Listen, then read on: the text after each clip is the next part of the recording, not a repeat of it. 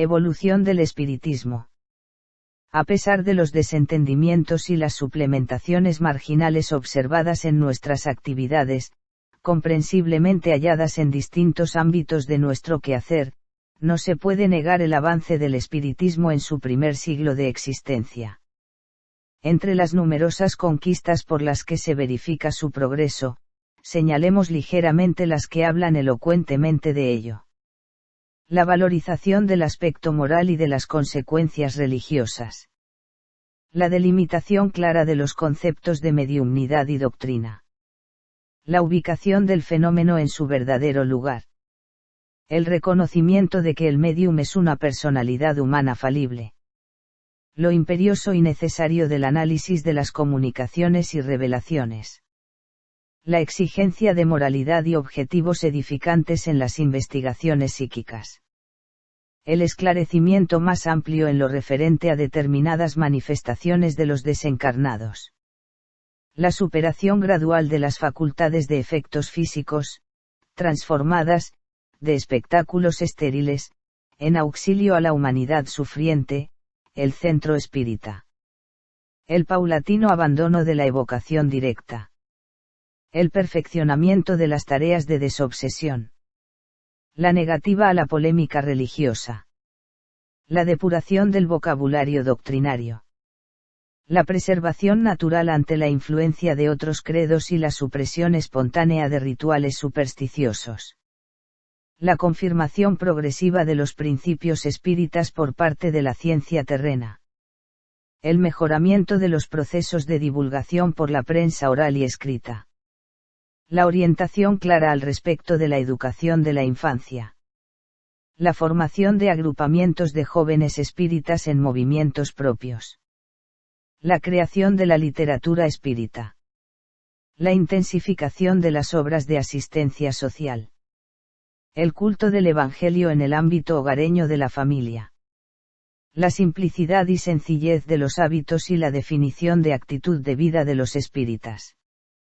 En vista de tales conquistas, innegables desde todo punto de vista, unamos energías e ideas, sentimiento y raciocinio para la ampliación del trabajo espírita que nos compete en la tarea redentora de Jesús, con las llaves elucidativas de Allan Kardec, transformando convicción en servicio y convirtiendo las sensaciones de lo maravilloso en nociones de responsabilidad que nos preparen el cerebro y el corazón para la vida mayor. El centro espírita no es templo ni laboratorio, es, para usar la expresión de Víctor Hugo, un point d'optique del movimiento doctrinario, o sea, su punto visual de convergencia. Podemos figurarlo como un espejo cóncavo en que todas las actividades doctrinarias se reflejan y se unen, proyectándose, conjugadas, en el plano social general, espírita y no espírita. De ahí que su importancia, como síntesis natural de la dialéctica espírita, es fundamental para el desenvolvimiento seguro de la doctrina y sus prácticas. Kardec evaluó su importancia significativa en el plano de la divulgación y de la orientación de los grupos, explicando ser preferible la existencia de varios centros pequeños y modestos en una ciudad o en un barrio a la existencia de un único centro grande y suntuoso.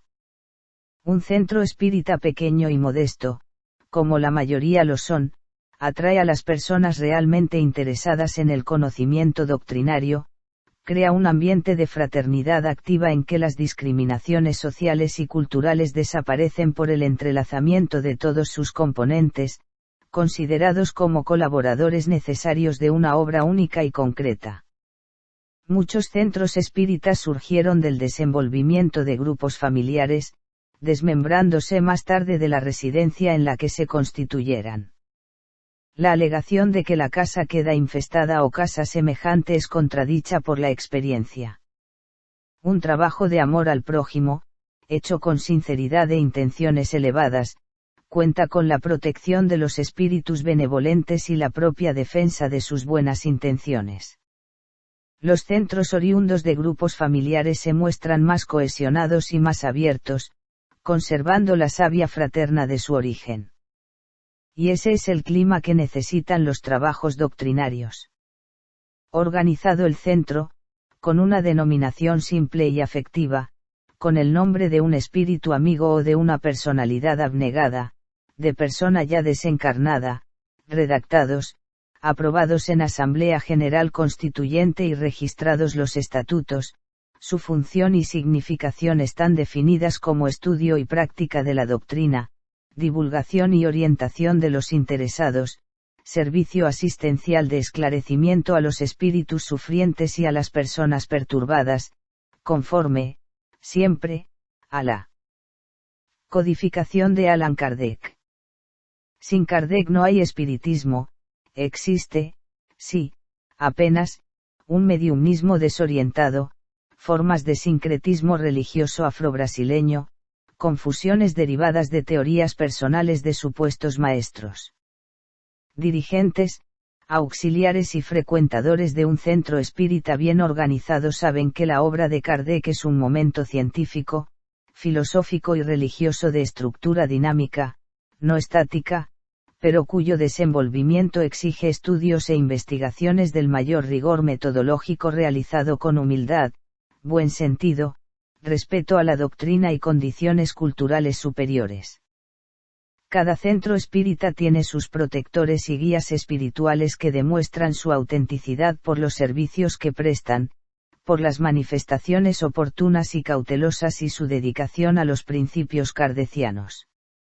La autoridad moral y cultural de los dirigentes y de los espíritus protectores y guías de médiums y trabajos deviene de la integración de los mismos a la orientación fijada por Allan Kardec. El centro que olvidase eso caería fatalmente en situaciones negativas, adoptando prácticas antiespíritas que lo llevarían por el camino que se aleja de Kardec y del espíritu de verdad.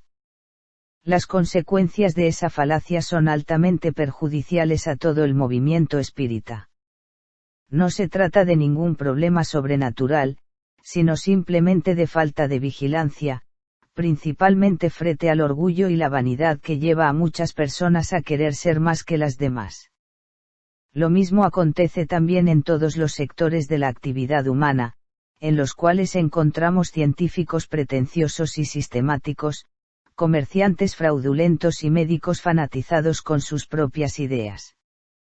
La pretensión humana no tiene límites y cada individuo vanidoso está siempre asesorado por entidades mistificadoras. La ciencia espírita es un organismo vivo, de naturaleza conceptual, estructurada sobre leyes psicológicas, es decir, sobre principios espirituales y racionales.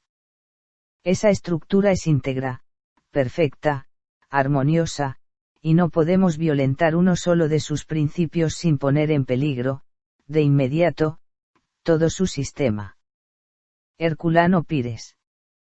André Luiz, página mediúmnica recibida por el Dr. Baldo Vieira. Damos crédito al libro El Centro, de Herculano Pires. Si te gusta este canal, suscríbete. Paz profunda.